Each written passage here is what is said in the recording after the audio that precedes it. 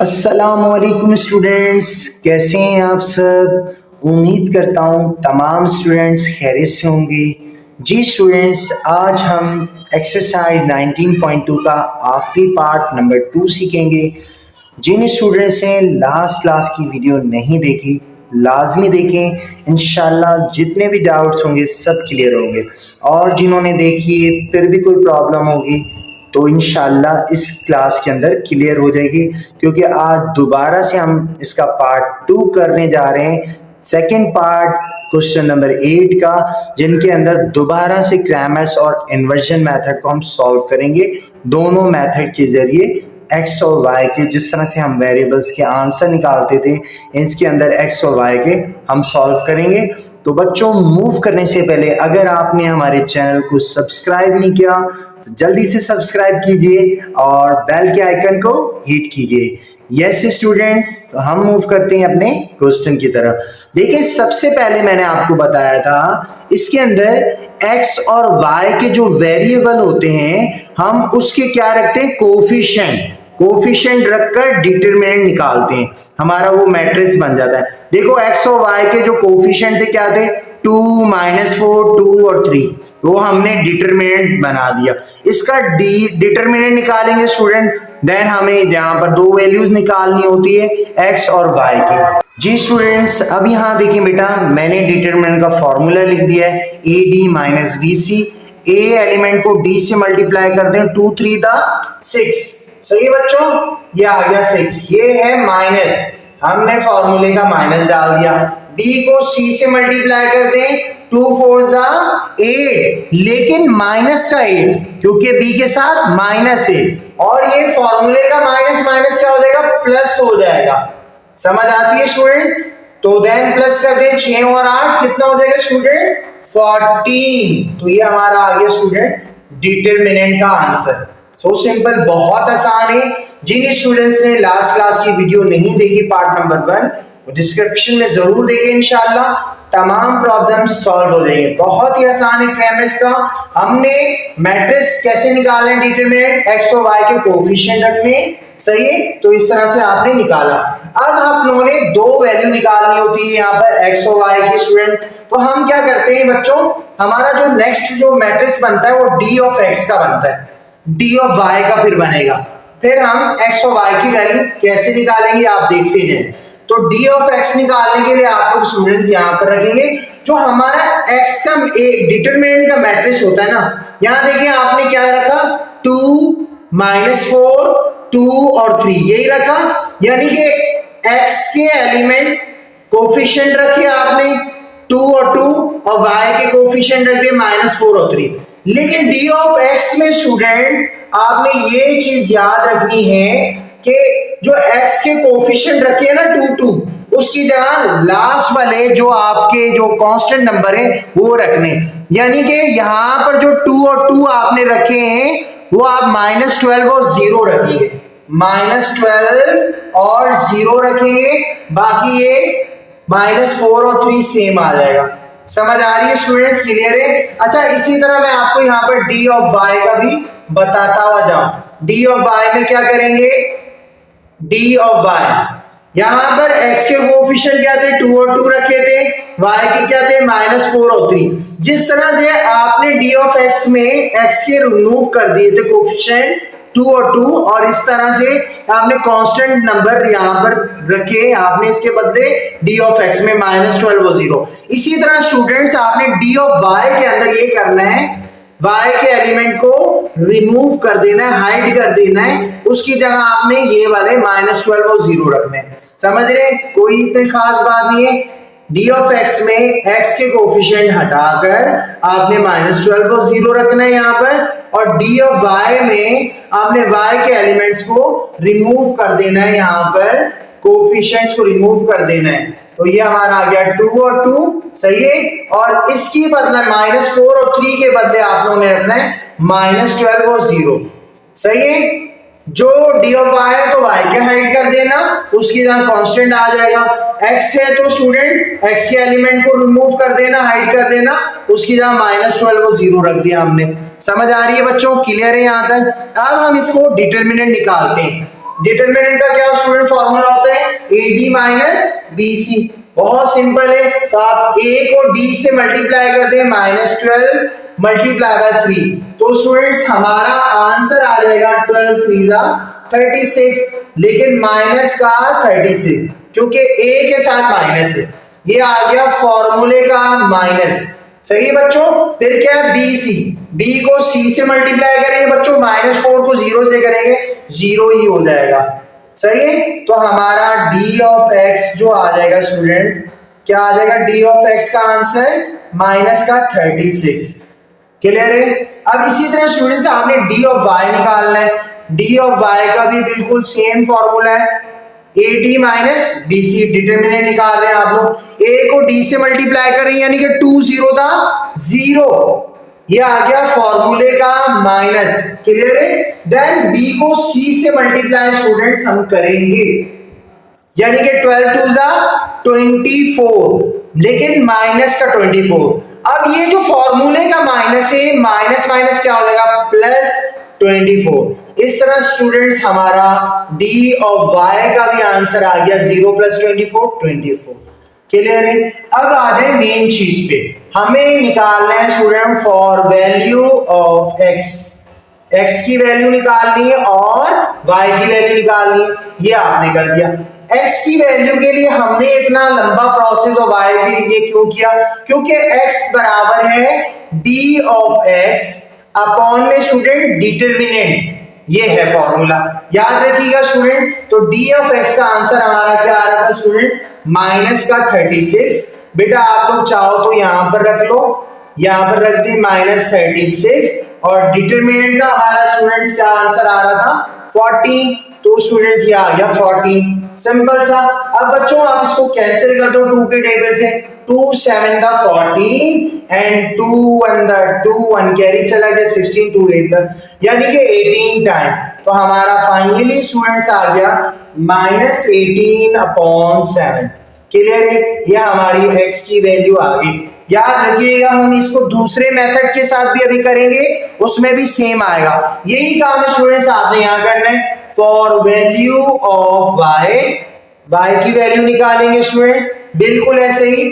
क्या हो जाएगा फॉर्मूला भी बिल्कुल ऐसे ही हो जाएगा, d ऑफ y अपॉन में आ जाएगा बच्चों डिटरमिनेंट। अब d ऑफ y के यहाँ डिटरमिनेंट, d ऑफ y का आंसर क्या आ रहा था 24, अपॉन में आ जाएगा स्टूडेंट 14, तो ये आ जाएगा हमारा 14। बिल्कुल सेम प्रोसेस 2 के टेबल से हम काटेंगे, 2 7 14, 2 1 2, 2 12 हो जाएगा, यानी कि बच्चों ये हो जाएगा 12/7।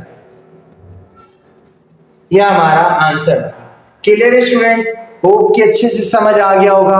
अब हम मूव करते हैं हम इसके नेक्स्ट मेथड, मैट्रिक्स मेथड की तरफ। यस स्टूडेंट्स, अब आ गए हम नेक्स्ट मेथड की तरफ। x बराबर है a inverse multiply by b, ये है तो कहलाता है matrix equation, matrix inversion method. सही है स्टूडेंट्स, क्लियर है। तो हम सबसे पहले बच्चों हम निकालेंगे x, a इनवर्स a और b सेट क्या है हमारा, वही स्टूडेंट्स जो x और y के कोफिशिएंट्स होंगे हमारे, वो हमारा कहलाता है a मैट्रिक्स। तो हमारा क्या हो गया स्टूडेंट्स, इसके अंदर a मैट्रिक्स हमारा बन गया बच्चों, यहां पर हमारा 2 -4 2 एंड 3। क्लियर है, ये हमारा a मैट्रिक्स आ गया। और जो x होता है, लास्ट क्लास में बताया था, x और y इसके अंदर वेरिएबल इस्तेमाल हुए हैं, वो हमारा कहलाता है x और x मैट्रिक्स। सही है। और b मैट्रिक्स स्टूडेंट्स हमारे लास्ट में जो इक्वल के बाद कांस्टेंट नंबर नजर आ रहे हैं, ये हमारा कहलाते हैं b matrix, -12 and 0। Okay students, अच्छे से समझ आ गया होगा। मैं इसको थोड़ा सा छोटा कर देता हूं, तो यहां पर लिख देता हूं b बराबर है हमारा किसके, -12 और 0 के, क्योंकि सवाल थोड़ा सा लेंथी है। सही है बच्चों, क्लियर है। चलिए अब सही है, मैंने इसे थोड़ा छोटा कर दिया। सही है स्टूडेंट। अब बच्चों हम सबसे पहले देखो a इनवर्स निकालना है। इनवर्स के लिए क्या प्रोसेस होता है, सबसे पहले डिटरमिनेंट निकलेगा, उसके बाद स्टेप बाय स्टेप एडजॉइन निकलेगा, क्योंकि a इनवर्स कहता है कि मेरा जो फॉर्मूला है इनवर्स का, एडजॉइंट ऑफ a अपॉन में डिटरमिनेंट, तो एडजॉइंट ऑफ ए निकालना पड़ेगा। एडजॉइंट तभी निकलेगा जब डिटरमिनेंट निकलेगा। सही है स्टूडेंट?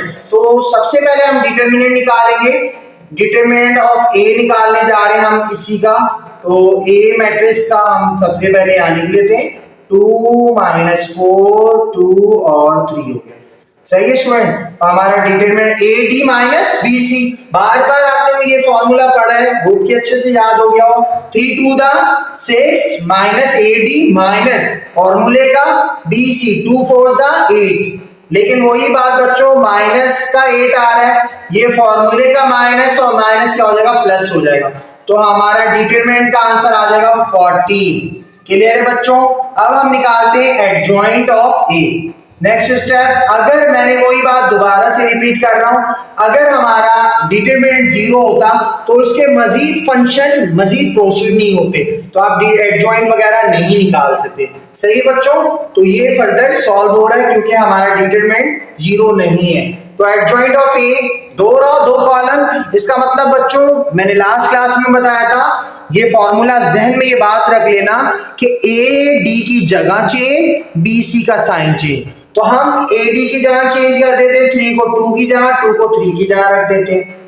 लेकिन जी हम लोगों ने यहाँ पर 3 2 कर दिया, ए को ए डी की जगह चेंज कर दी, बी सी का साइन चेंज, बी माइनस में है हम इसको प्लस में कर देते हैं, सी प्लस का है 2 हम इसको -2 कर देते हैं।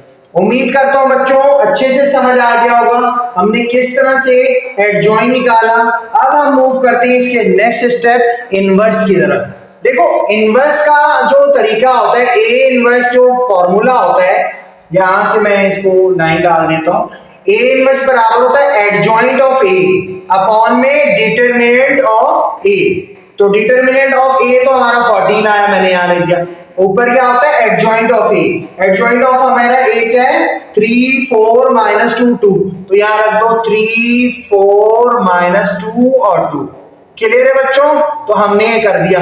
अब बच्चों नेक्स्ट स्टेप में मैंने आपको बताया था, इनको क्या करते हैं हम डिवाइड के साथ, यानी 3/14 हो जाएगा और यहां पर क्या हो जाएगा 4/14 हो जाएगा और यहां पर हो जाएगा -2/14 और यहां हो जाएगा 2/14। ये हमारा आ गया बेटा inverse, A inverse. Last class में भी ये बात मैं बता चुका हूं, दोबारा रिपीट कर रहा हूं। अगर जे 2 और 14 कट रहे हैं, दोनों सॉल्व हो रहे हैं 2 के टेबल, आपने सिंपलीफाई नहीं करना क्योंकि आगे आपको टफ हो जाती है सिंपलीफिकेशन में। तो उसको यहीं तक स्टॉप करना है आपने, सिर्फ आपने 14 को डिवाइड में रखकर। सही है बच्चों? अब हम मूव करते हैं यूजिंग, अब हम इसको इस्तेमाल करते हैं बाय यूजिंग इन्वर्जन मेथड।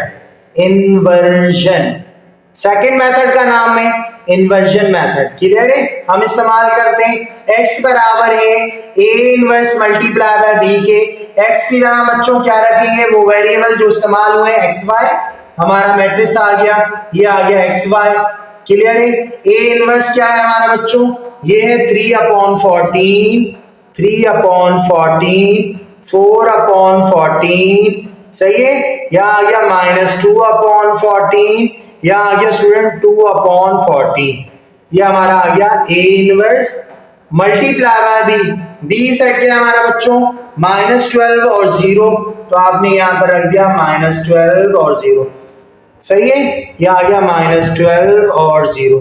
तो बच्चों वही तरीका, first row first column, second row first column. सही है? तो आपने इस तरह से करना है, 3/14 को -12 से मल्टीप्लाई करें। यहां पर जगह है, मैं यहीं पर कर देता हूं। सही है? यहां पर थोड़ी जगह कम पड़ सकती है, हम यहां पर कर देते हैं। सही है? तो मैं यहां पर कर देता हूं। तो अब हम इसको यहां पर सॉल्व करते हैं। ये आ गया 3/14 मल्टीप्लाई बाय किसके साथ हो जाएगा, -12। सही है बच्चों? -12 के साथ। इसी तरह बच्चों यहां पर क्या है, 4/14 मल्टीप्लाई बाय 0, तो ये आ गया 4/14 मल्टीप्लाई बाय 0। सही बच्चों? क्लियर है? R1 C1 R2 C1। सही है? अब R2 को कर रहा हूं -2/14 मल्टीप्लाई बाय क्या हो जाएगा स्टूडेंट, -12। अच्छा, इस माइनस दोनों साइन एक साथ में ऐसे होता है, ब्रैकेट में कर दें, ये हो गया माइनस का 12, समझ रहे हैं बच्चों? तो मल्टीप्लाई माइनस दोनों साइन है ना, तो उसको देखें ऐसे, सही है बच्चों, क्लियर है? अब इसी तरह 2/14 मल्टीप्लाई बाय 0, 2/14 मल्टीप्लाई बाय 0, तो ये हमारा ये हो गया यहाँ पर, क्लियर है? यहाँ पर क्या आ रहा है एक्स वाई, तो हमने यहाँ रख दिया एक्स और वाई, क्लियर है बच्चों? समझ आ गया? अच्छे से समझ आ गया? थोड़ा सा ये समझ रहे होंगे, ये हो गया, सही है बच्चों?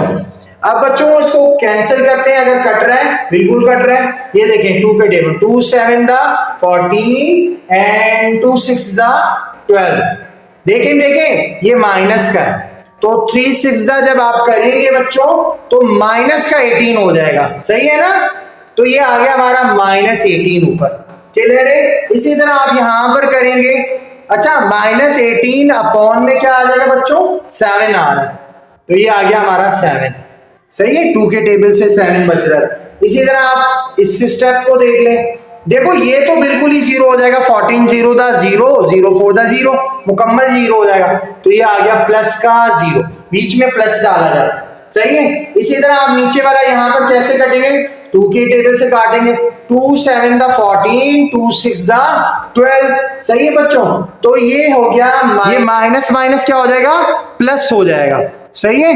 तो 6 7 दा माइनस माइनस क्या हो जाएगा स्टूडेंट्स, प्लस हो जाएगा, 2 6 दा 12 हो जाएगा, 7 ऊपर का है, सही है? तो यहां पर आपने लिख दिया 12, सही है? और नीचे क्या आ जाएगा बच्चों, 7 आ जाएगा, ये 7। इसी तरह ये क्या हो जाएगा, 14 0 दा 0, 2 0 दा 0, ये तो हो जाएगा 0, सही है? तो हमारा ये आ जाएगा, क्लियर है? समझ आती है?